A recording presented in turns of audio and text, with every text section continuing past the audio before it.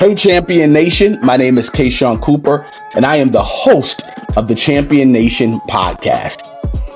Before we jump into today's episode, can you please do me a favor? It would mean so much to me if you can scroll down and subscribe so you don't miss any of our episodes. Also, if you can hit that little like button, comment below.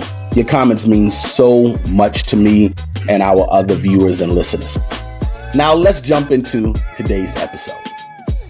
Like, hey, I just got to become my own superhero, and I encourage everybody to become their own superheroes, and that's, we can't, lots of the times we think we always have to look outside of us for the answers, but sometimes the answers are in us. That's why we talked about getting the data, figuring out your own statistics, right? Because you have talent.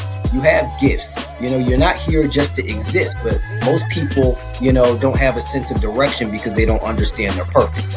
What's up, Champion Nation? It's Kayshawn Cooper, the host of the Champion Nation podcast. And I am excited. I'm telling you, if you listen to this podcast, you know that I say I am excited every single podcast. It is unbelievable. And you're going to hear why I am excited. Today, I have Ivan Thomas. This young man is a motivational, inspirational impact speaker. He's an author. And then he is also a decorated celebrity publicist. Did I say that right, Ivan? You did. Wonderful. Thank you so much for joining the Champion Nation. How you doing, sir? Thank you for having me. I'm doing excellent. Wonderful. So tell us a little bit about who you are, what you do, and why you do what you do. Okay, well, just put plainly, my name is Ivan Thomas. I go by the name of Mr. Defy Gravity. And pretty much with everything that I do, my focus is helping people to tap into their potential, to recognize their purpose, and, to reach their dreams. So I do that because it's my purpose. I discovered not too long ago that my purpose is really to help people to become the best versions of themselves. So all of my work is around that. So helping people to become their better selves. Is that what you said? Right. Okay. Why has that become a passion of yours? Become a passion because, I went through my own journey of not really understanding exactly why I'm here. Lots of us, even as young professionals and even, in our later years, we feel like we're just going through the motions. So, we're working without any real sense of purpose, just waking up every day, going to work for a paycheck, not really feeling like we're making an impact in the world, not really feeling like we're evolving as individuals. And I went through that experience myself. And then I had to do some searching and figure out, who I really was, what was my purpose for being here.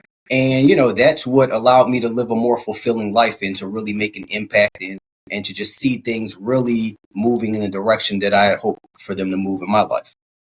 Ivan, we always talk about awareness on this show, on this podcast. When it comes down to awareness, you said you had to do some searching. Right. Is it safe to assume that you had to do some soul searching? Oh, yeah, absolutely. What happened? What transpired in your life to say, this is not it? Did you wake up one day and say, oh, no, it got to be better? It has to be more to this. Or was it a series of events that took place to lead you down that path? I would say it was a series of events, but there was literally a day where I'm just like, man, things just got to change like right now. So really, I was working, in the PR industry, but I wasn't really working on the types of projects and the clients that I wanted to work on. And it started to get kind of mundane to me, and I didn't really feel like I was being used to my fullest potential. So that was for about a 6-7 year period after I graduated from Howard University in Washington, D.C. And, I'm just sitting there like, I have all of these ideas, I have all of these things that I know that I can contribute, but I feel like I'm being pigeonholed. And it started to get to a point I wasn't making the money that I wanted to be making. I wasn't doing the things that I really wanted to do. And the projects and stuff that I was working on were no longer really moving me. So one day I was just really frustrated. And lots of entrepreneurs, we know, the big groundbreaking shift in our lives lots of times comes from, tragedy or from just periods where we're just so upset or frustrated, and it's like, man, I Absolutely. have to do something now. So I'm Discuss. literally, Discuss. yeah, absolutely. So I'm sitting there and I'm just like, man, what am I here for? Like, I just feel like every day I'm waking up doing the same thing. Like, I don't feel fulfilled at all. I'm not happy.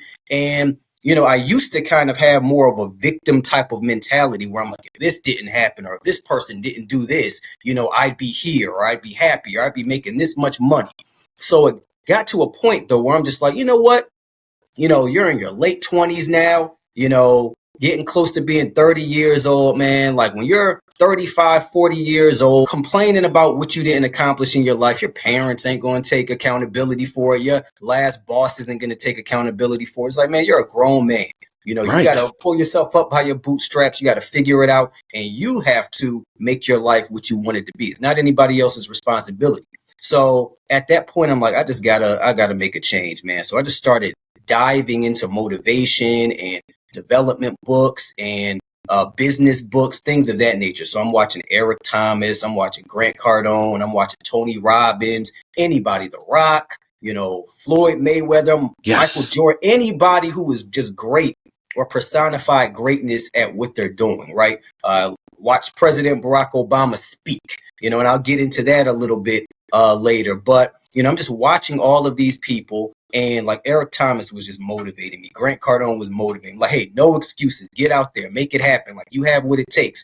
And I'm just like, yeah, I do have what it takes. So then I'm reading these books. I'm reading 21 Irrefutable Laws of Leadership by John C. Maxwell. I'm reading 7 Habits of Highly Effective Leaders by Stephen R. Covey. I'm reading, everything. 48 Laws of Power, Atomic Habits, all of these books. Think and Grow Rich. I read this book called Against the Odds, Succeeding Against the Odds by John H. Johnson. It was about John H. Johnson's life. And that's the book that really changed my life because I see that this is a gentleman who was responsible for founding Ebony Magazine and Fashion Fair Cosmetics, grew up in the South, which he referred to as the Mississippi Mud in the early 1900s, and how he couldn't even go to integrated schools, when he went to the 8th grade. So his family, his mom pretty much mortgaged her house, sold all her furniture so he could go to Chicago. And he had this dream of launching his own magazine, right? And becoming a business leader and becoming successful. I'm like, okay, this dude was born in the segregated South, 1912,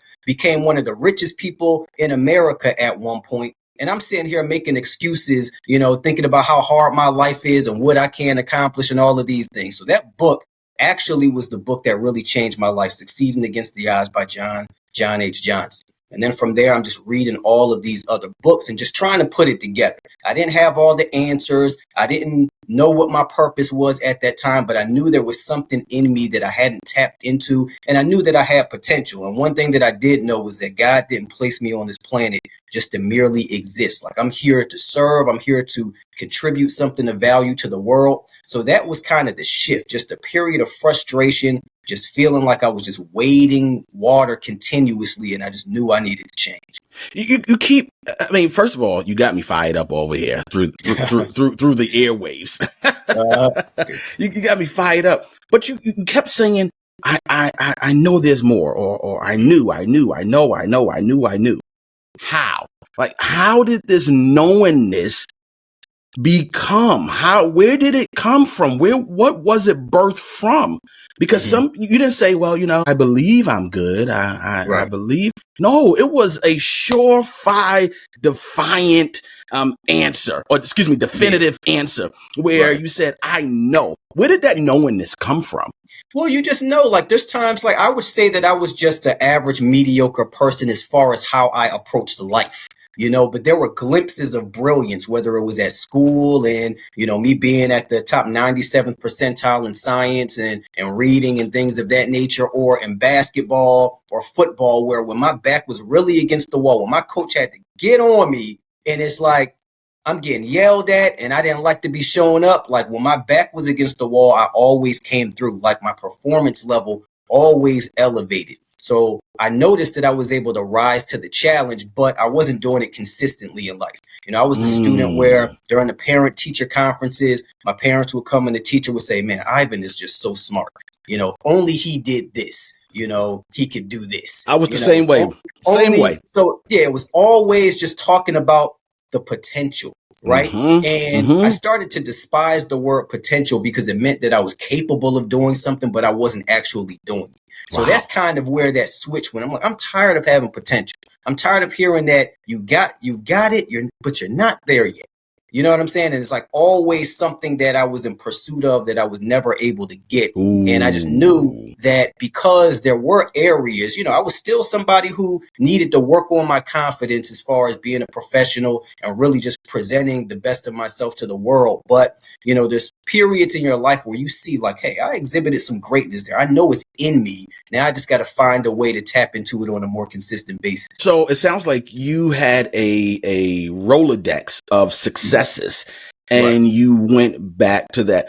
What advice would you give someone who feels as if in front of them is not what they want? Like how do they get what's in here and what's in here right here? Yeah, I think, it starts with first just writing down your goals, and it sounds simple and we've heard it before, but until you can find a way to transmute that, image in your mind into the physical, it's just going to stay there. You're going to constantly be thinking about it. So just surround yourself with those images, and I really started to do that. And I learned that through my motivation. I learned that through books like Think and Grow Rich, where it's like, hey, it's one thing to just think it. But I mean, if you want to live in let's say you have this dream home, right? Go to the neighborhood and look at the homes, walk in the home, right? If there's certain things that you want to be able to do, walk around, and even if you're just pretending for the moment, just kind of put yourself in the position of a motivational speaker. Put yourself in the position of somebody who's successful at what they do. Walk around as if you're that person. And if you start to adopt that type of mindset and habits, and you kind of at least just find some way where you can actualize it, even in a small way, you can start to piece things together. So before you become successful, you have to become successful before you can be successful. And that's something that I learned. You have to become the person that you desire to be, and then you act it out. Oh, yeah. Oh, yeah. It sounds like something that I've shared with my followers and listeners and viewers is it is healthy to go window shopping. Yeah. Yeah. Go window shopping. Thanks for sharing that. The victim mentality. Mm-hmm. I believe we have all been in those shoes. Some of us a little longer than others. Some of us, we vacillate back and forth between being a champion and being a victim. But how were you able to pull yourself up were there actionable steps that you took as far as going from victim to champion?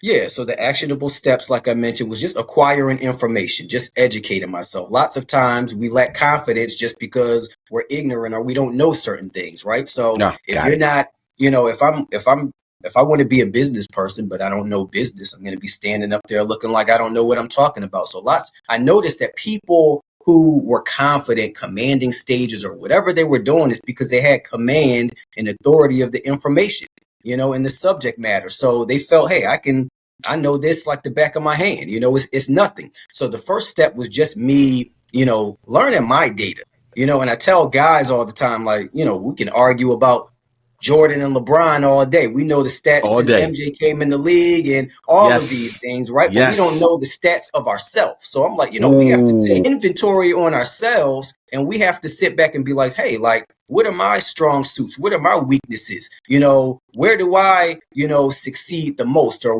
where am I failing? Or, how do I feel about this? Lots of times I was always a very observant person, always very observant. But I recognize, sometimes I just observe.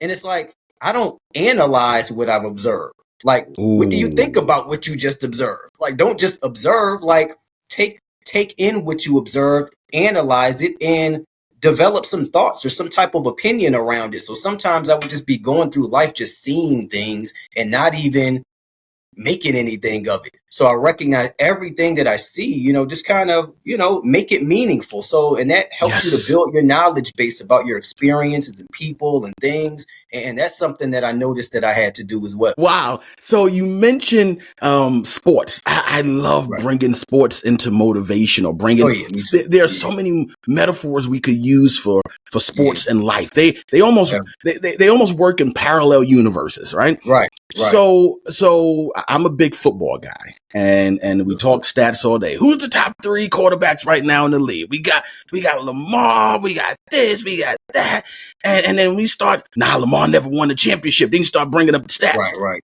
So, what stats could you offer our viewers and listeners right now, or what stats categories? That's what I mean. So, like a QB, you have you have attempts, you have completions, you have ratings, interceptions, touchdowns.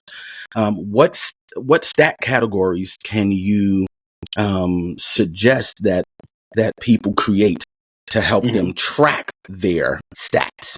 Right. Absolutely. So, some stat categories, I would say vision and creativity. And lots of times that vision and that creativity comes simply from curiosity. So like I mentioned, I was observant, but I wasn't curious and diving deeper. So lots of times when you're curious about things, you're like, hey, what's that? Why does that happen? What does that do? And then you start to, compile the data and then you can move on it. So I would say so definitely curiosity, actually. So curiosity, how curious are you? And then like your vision and your creativity level, so your ability to create and, identify opportunities and take advantage of those opportunities, even when it doesn't seem like there's an opportunity. And, a lot of entrepreneurs, we have to do that. We have to identify the opportunity within a problem where it doesn't seem like there's one. So curiosity, then creativity, slash vision. I would say discipline.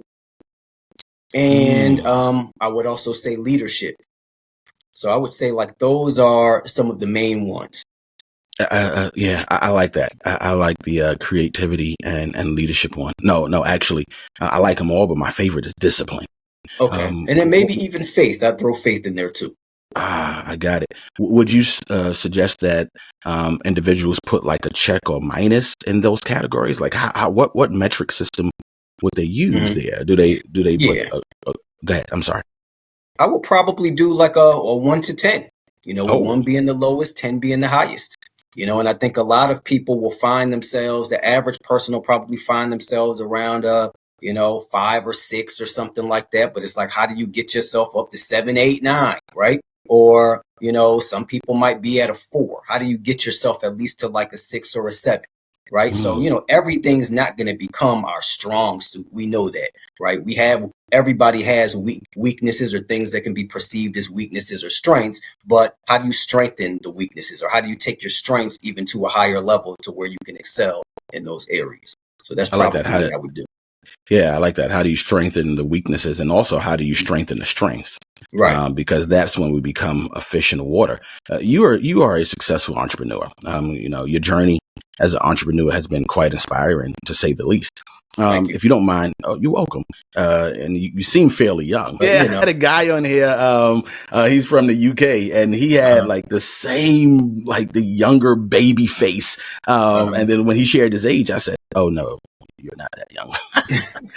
but you look young. But can you share a pivotal moment or a decision, if you could think back in your career, that significantly influenced your path to becoming not just an entrepreneur, but a successful entrepreneur and motivational speaker? Right. So I wasn't there yet, anywhere near what I would call successful at this particular moment, but I started my agency in 2014. Okay. And I started it in a town called Palm Coast, Florida, which was kind of like this beach town, right? So you had younger people there, but you also had retirees coming in from, New York and Florida who just wanted to retire and be by the beach. So it wasn't by any accounts like a metropolitan city, no place that you really think like, okay, I'm going to start a PR and brand management company here on Palm Coast. But that's what I did. And, it was tough, right? So a lot of people had kind of like that small town, they were just like, hey, I'm here. I want to be an author, let me start this small business here. They didn't have like, hey, I want to take over the world, type of attitudes, right? Yes. So Yes.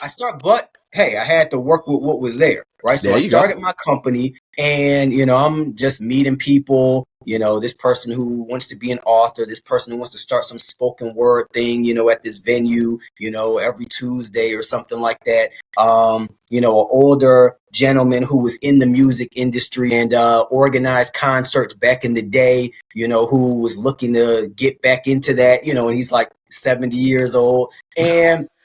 But these are individuals that, I started networking and connecting with. I'm like, hey, I do PR, this is what I can do. I can get you in the press. I can help you solidify partnerships, things of that nature. So I'm literally charging people like, $150, $200 a month. I never run a business before, but I'm just trying to bring in money. Absolutely. Right? And just trying to get started. And it was a very frustrating period because I'd be charging people $250, $400 a month, and I'm having to chase them down for my money and like all of this stuff. It was just Where's like my 50? crazy. Where's my 50?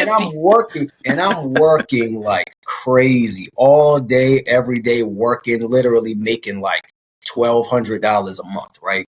And Wow. I'm just like, but that was what I needed. I needed to go through that period, one, because it helped me to develop leadership. It helped me to learn how to be accountable to myself and recognize, hey, in order to grow a business, like you got to be more firm. I mentioned back in the day that, I was kind of like, I wasn't really that type of guy who was going to, put my feet down and be like, hey, this is what it is. This is my business. These are the terms. So, I was way more lenient working with people's budgets. And even if it didn't take care of anything that I needed to take care of, I just was trying to get money in. So, but during that process, like I'm going all around the town, I'm networking, I'm going to the small entrepreneurship events and things of that nature and connecting. And even with those small clients, they're seeing I'm getting them in press. I'm getting them in outlets in different areas of the country. And when you do that, somebody's going to see it.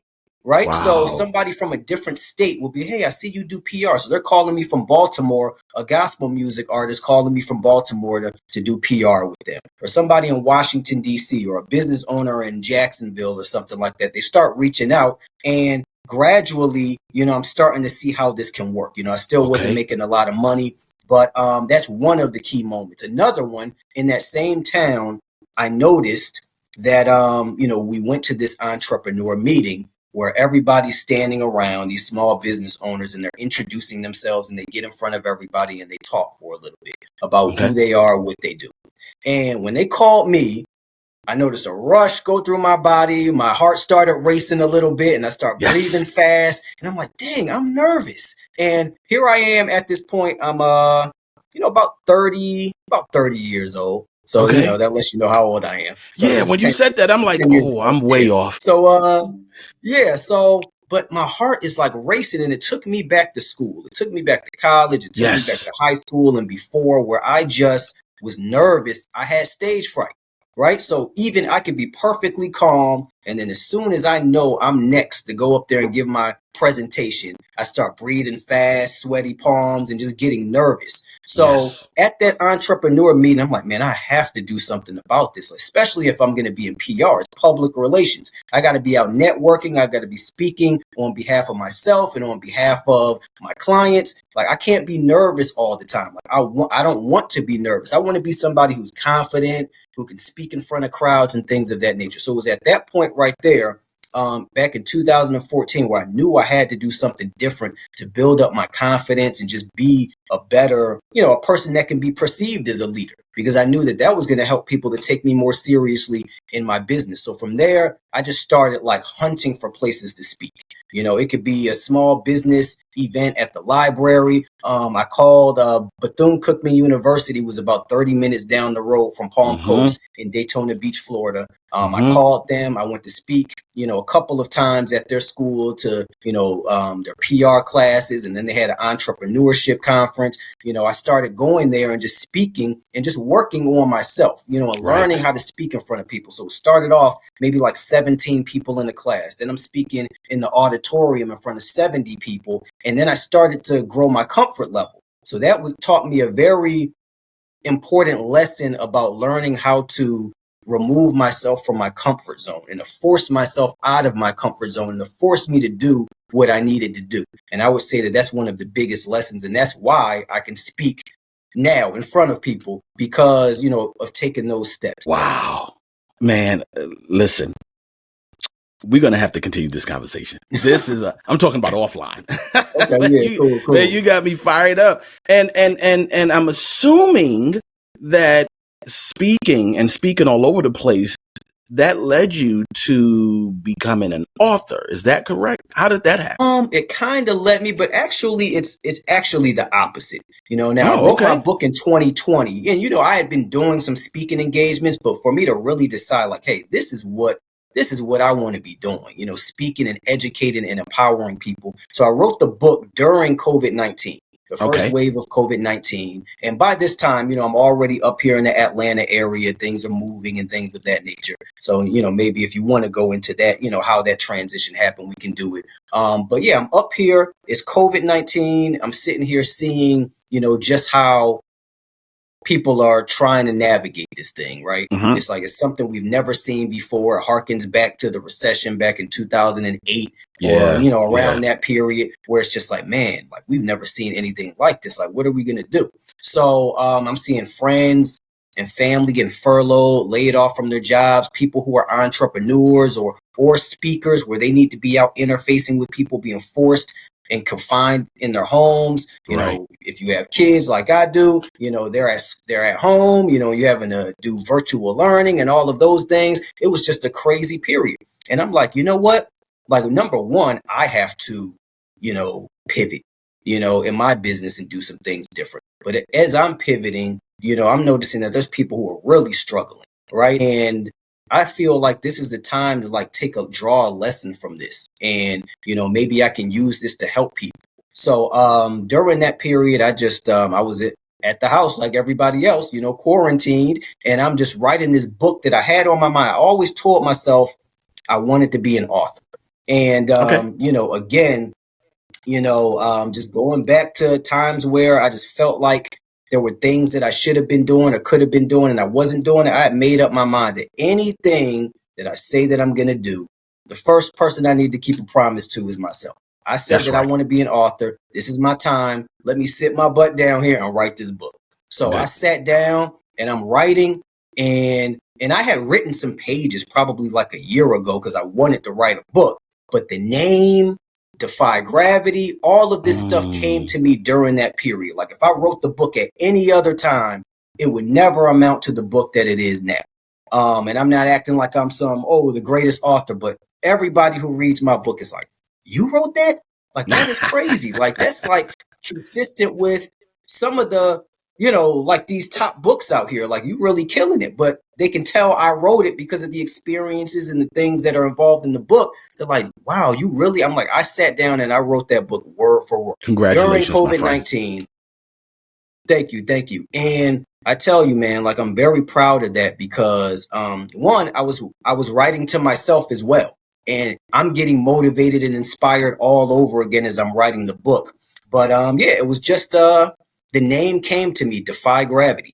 I've always had this kind of infatuation and love for space. You can see the, astronaut and stuff in the background, and the moon, like So, as a kid, we used to sit in the star globes and stuff during, in the auditorium, or, I used to think about being an astronaut or like a marine biologist or something. I was into that stuff, but I got dissuaded from doing that stuff when I was younger, but now I'm like, you know what? I'm going to tap into my childhood just a little bit, defy gravity, space, launching your goals, your dreams into outer space, overcoming any challenges or obstacles that are in your way. So I'm looking at COVID-19 and I'm just like, man, like, people are struggling.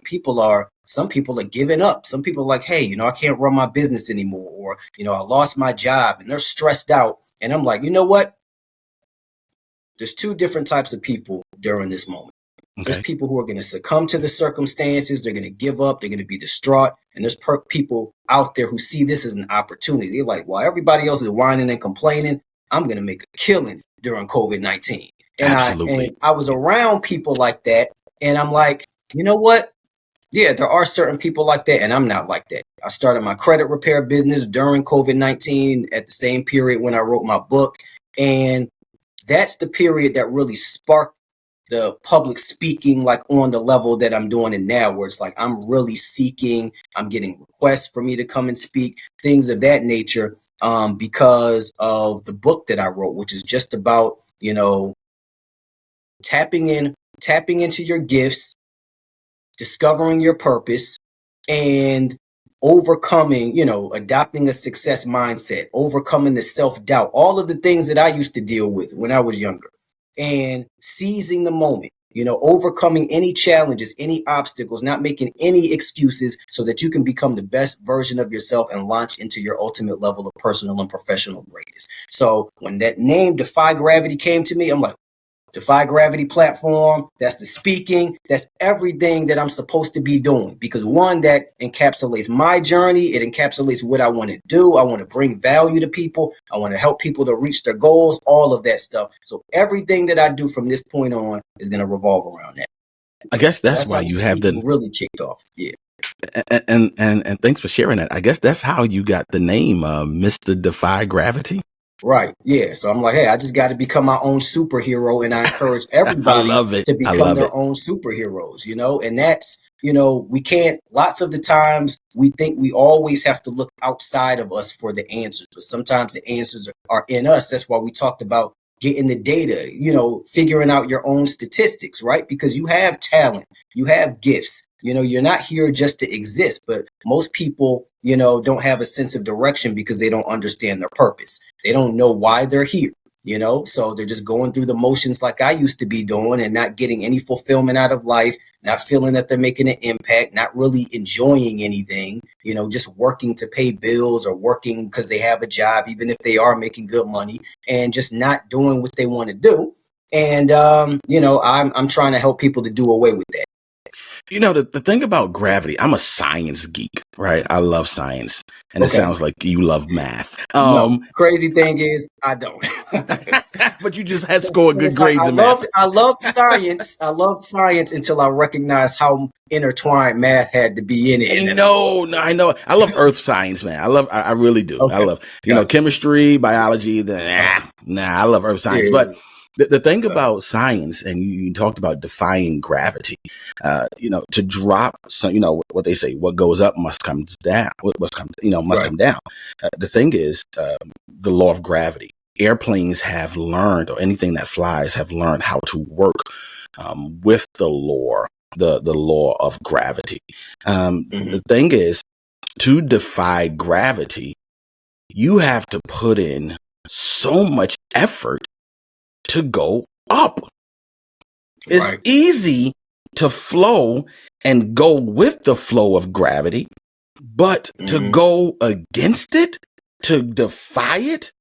And I see, just by reading excerpts of your book, basically you're talking about overcoming mediocrity. And the thing about embracing mediocrity, that's like embracing gravity. I mean, it's like, you just go with it. But to overcome it, speak on that applying effort, because sometimes I think that's the part that we miss on, because we have the dream. Oh my gosh, I'm a dreamer. I can see this. I can do that. But then, like you said earlier, I'm just an observer. That's it. Just watching it go by. So if you could touch on that effort part, please. Yeah, effort. Shoot, that's one of the biggest ingredients to being successful. Some people have the skills. You like sports, right? So why do we see people like a Randy Moss, who is not considered the greatest, as compared to somebody like Jerry Rice? Because Jerry Rice never took plays off. He wasn't as gifted of an athlete. He didn't have the height. He didn't have the speed. No. Randy could take the top off anytime you wanted. You could just throw the ball up and he could catch it. But we know it's documented that he took plays off, and that's the only reason why somebody like him couldn't possibly be the GOAT, even if you feel like, hey, just he was a specimen. You can say Megatron, or you could say Jerry. You can say Randy, but at the end of the day, effort is the one thing that separates him from Jerry Rice. Jerry Rice applied himself every day, played exactly the way he practiced, never took a play off, always, had a winning mindset, had a team first mindset, despite how great he was. He didn't even think as an individual, but that's the type of effort that's needed to succeed. And a lot of times, we don't have that effort. Like you said, we're dreaming, we want things, and we see people every single day. I want this, I want that. I'm going to have this, when I, in a couple of years, I'm going to have that. I'm going to be a millionaire. Right, Everyone likes to say those things, right? But who's really applying themselves to make it happen and who's not. You can see it. It's just a type of energy. You can feel somebody who just has a presence where like, hey, they're ready, and they're out there to get it. So, I mean, I think the energy level is, it's so important, man. I mean, the effort level, is extremely important. And a lot of people just aren't putting the effort in, at least not consistently. And that's another thing that I've had to learn, and I still am working on every day. And I think a lot of us are just being consistent. Like I mentioned, even growing up, I exhibited moments of brilliance, but if it was more consistent, I mean, who knows what could have happened? Or, something could have happened sooner. I wouldn't change anything in my life the way that it's unraveled, because I feel like I needed those lessons in order to truly become who I am now. But at the end of the day, there's a lot of people who, because they're not putting in enough effort, they're not going to reach their goals unless they make that change to be consistent with their effort. You hit the nail right on the head, Ivan, or AKA Mr. Defy Gravity. You really hit the nail right on the head. There's a book right here sitting on my desk, and I'll pull it up. You mentioned John Maxwell, and everyone is always talking about or asking the question, what is the secret to success? Right? Mm-hmm. We always want to know the secrets, and the secret actually is not a secret. The secret to success, as John Maxwell put it, it's a choice. Right. That's just it. The secret to your success, my success, and the listeners and the viewers, it's a choice. And that C word, you mentioned consistency.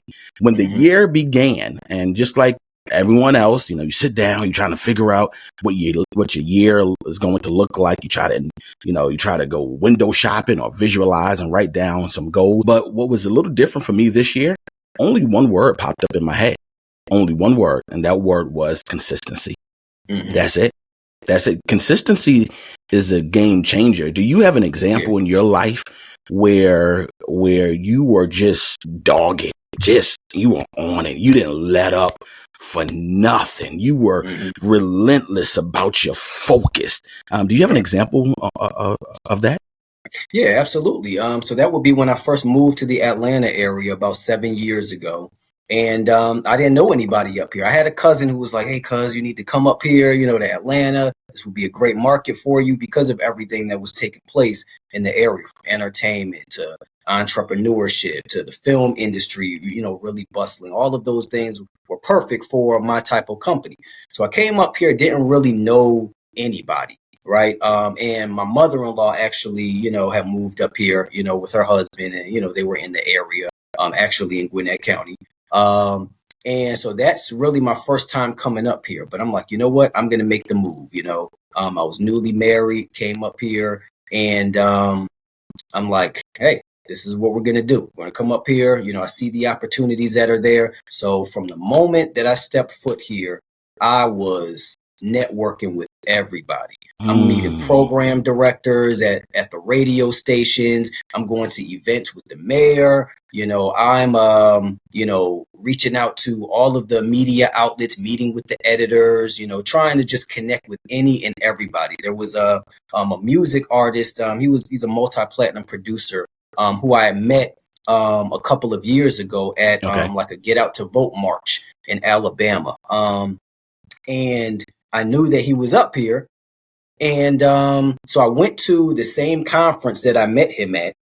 It's actually called the SCLC, Southern Christian Leadership Conference. They had a conference, and, he was a music artist who was doing things in the community. Okay. And I ran into him again at the event. And, again, I wasn't charging anywhere near what I was supposed to be charging when I was down in Florida. I came up here and I'm just like, hey, I ran into him. He met, he remembered me. And I'm like, hey, I just moved up here, I got my PR agency, and I'm looking to just make some connections and do some work. So how can I support what you're doing? So I started working with him for free, just kind of supporting him. And Okay. then next thing you know, I'm getting him in Black Enterprise. I'm getting him in Essence. I'm getting him in like all of these top publications, all of these different magazines. And then from there, what that led to was other people like, hey, who's that person? Oh yeah, that's my publicist or whatever. Oh, I need to get this press. I need this type of access. So I'm just networking, meeting people all over the place. There was also an outlet that when I was in Palm Coast working with these small people, there's this outlet called EUR Web based in Los Angeles. It's a long running, lifestyle and entertainment outlet based in Los Angeles. Shout out to Lee Bailey. And I just reached out. I've been pitching him stories and I just happened to call him one day. I'm like, hey, would you mind it's like I noticed on your site you're covering a lot of stuff in LA, you're covering stuff in New York. You're not covering anything in Atlanta. Like we got TV shows down here, we got sports teams, we got the film industry's really taking off. Like, would you like me to cover any events or go to any events on your behalf? He's like, yeah, absolutely. What's going on? So I told him. And next thing you know, I'm like, hey, this conference or this major music festival, one music fest is taking place or the BMI awards are taking place or whatever. And I'm like, I'll cover it for you. He was like, okay, cool. Got my press credentials, got my microphone. Next thing you know, I'm out there interviewing Ludacris and That's Brandy and so dope. all of these different people, right? Just from taking a chance and just by putting that effort in. I could have just, tried. I just was taking risks. I'm like, hey, let me call him, and get on this red carpet. I'm not a news reporter per se, but I did get a broadcast journalism degree from Howard University. So I had a news interviewing background. So I just kind of channeled that. And I used that not to become a reporter, but one, to work on my speaking skills, and two, to put myself in the position of the who's who to where I can then say, hey, I own a PR agency and I could also attract clients. I was also meeting all of the reporters and the writers on the red carpet who were covering these events. So when I need to position my clients in these outlets, I had their information. Wow. So that's what helped me to take my company to the next level. Right. And so that's when I'm sorry, what was the question? Man, who cares? Just keep talking. So that's when I just really just started hitting the ground running and started taking off. And then from there, I knew, of course, with my cost of living and everything, now we were having kids and stuff like that. Like I had to take my prices all the way up. But I knew that my reputation and the value that I could demonstrate was very important. So because I was able to get this coverage, because they saw that I was able to get access to these events, then I started attracting clients. So I started working with people. Like I said, I was working with people for $250, $300 in Palm Coast. And I came up here, it was $500, $750 a month, $1,000, $1,500 a month, $2,500 a month, and then just upwards, right? And because I was able to make the connections, I was able to generate the results, which of course is important. And then I'm a hard worker. So they know when I get out there, I'm always working. I'm always identifying opportunities and I put in the consistent effort. And that's what really got me over the hump here. That's what helped me to establish myself. That's what helped me to build the client base. And that's what allowed me to be a full-time entrepreneur. Let me tell you something, Ivan. This conversation is far from over. However, the time has definitely slipped away. Yeah, I'm definitely enjoying this. We're going to have to definitely connect offline. Okay. You are an inspirational ball of fire. You are. I appreciate it. And I love it. And then you like space and science too. So I happen to like that as well. You shared so much information, overcoming victim's mindset that you experienced, overcoming operating and the lack of consistency, right, overcoming mediocrity. You touched on so many different nuggets and creating a stat category to track our self stats. What does it mean to you in your own words? What does it mean to you to be a champion? To be a champion is being able to stare fear in the face, being able to stand in the face of doubt and adversity and decide that you're not going to let it stop. That's what being a champion is. When you look at a champion, you think of the Michael Jordans, you think of the Kobe Bryants. I mean, you think of the Will Chamberlains or whoever you want to mention, right? They will win a championship. I'm sure. Yeah, I don't know, man, but Okay. let's keep going. Yeah. Yeah. Anyway, you think of the Kareems. You think of the Kareems, right? And at the end of the day, all of these people were, just dogs at what they were doing. Number one, like you think I got Kobe. You can't see him, but I got Kobe up here, right there. Oh, great place. And I also have his book, Mamba Mentality. MJ is my favorite all-time player, but Kobe, like, even just listening to his interviews, all of it, you could just see mind.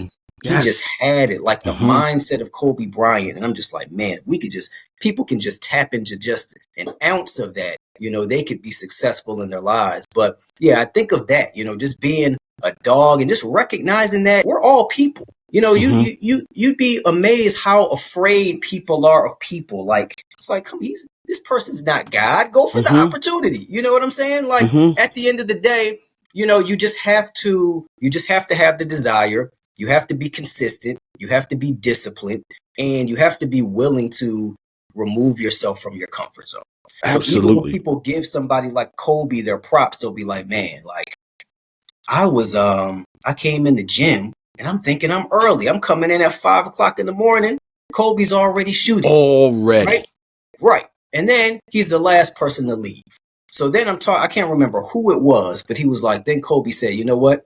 You want to get up at 3 a.m. with me? He's like, 3:00 in the morning, but he's getting up with Kobe, going to the gym. And he's just seeing even Allen Iverson, when I'm chilling at the club, he's like, I'm great, but I'm not Kobe, Right. I'm chilling in the club, Kobe's like, nah, I'm going home. Like, I got to get ready for this game, or, I got to prep. And those are the things that separated them. So you got to be willing, in order to be a champion, you have to be willing to do what 99% of others aren't willing to do. Absolutely. And that's what separates you. So, when they want to go out clubbing or whatever, you got to be at home focusing on your business. If you're hanging around the wrong type of crowd, like they say, Kobe, he only hung out with champions. He's not going to hang out with you if you don't have that type of mindset. Absolutely. Right? Absolutely. So that speaks to the types of, surroundings. Even me, like I have to create an ambiance around me. I was a person in school, like I hated the dark rooms that just look kind of like hospitals, in the classrooms. I love the classrooms like my Spanish teacher, Mr. Finkelstein. I go in the room, the window would be open at the beginning of the year, sun would be shining through, you see the trees swaying outside, and you're just like, wow, it's like a breath of fresh air, and it just like was conducive to me just thriving because I'm an energy person. So, to be a champion, you just gotta take, your own stats and figure out who you are, what you want, like, what makes you tick, right? And then create that environment through the places you place yourself, the people that you hang around. Like me, I have to, if I'm Mr. Defy Gravity, everything around me is about defying gravity. Yes. It's about just launching into outer space. Yes. The words, inspire, world changer, just different things around me to keep me in that space and thinking on that frequency. And I think that's what champions do. You hit it right on the head. I like that. Create the environment. Where could our viewers and listeners connect with you? Yeah, so you can go to my website, intriguemediagroup.com, and you can simply send me an email, off of that, or you can call the office, the number's on there. Also, you can reach me on Instagram at Mr. Defy Gravity, and I'm Ivan Thomas on Facebook. And you can also reach me on Facebook at Intrigue Media Group as well. This has been an amazing conversation. Yeah, I enjoyed it. Mr. Defy Gravity meets the Champion Nation. I mean, it's just perfect. Yeah, right. It's a perfect marriage. Perfect. Absolutely. Champion Nation. I even shared so much information, and I'm going to touch on just one right now. Create the environment, that goal, that desire, that aspiration. Create the environment as Mr. Finkelberg. Did I say that right? Finkelstein, yes. Finkelstein. Create that environment. That's it. And watch what it do for your psyche. Watch what it do for your mind. If you enjoyed this conversation, please do not forget to like, subscribe, hit the little bell, like and comment. Champion Nation, this has been a wonderful, wonderful conversation. Have a champion day. Take care. Absolutely. Thanks a lot.